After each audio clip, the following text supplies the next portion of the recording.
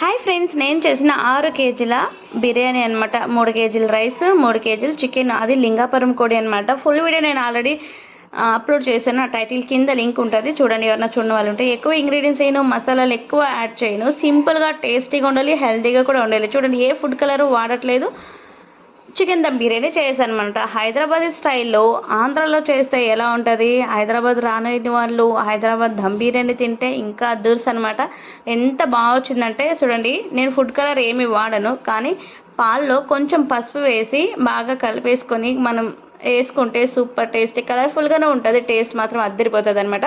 మేము ఊరొచ్చాం కాబట్టి ఉద్దిపప్పు వడలు, శనగపప్పు వడలు, పాయసం. కొంతమంది పాలు వేస్తే తినరు.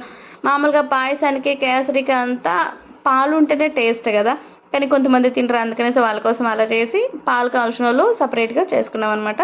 చికెన్ కర్రీ చేశాను, సూపర్ ఉందని చెప్పేసి మొత్తం ఖతం చేశారు.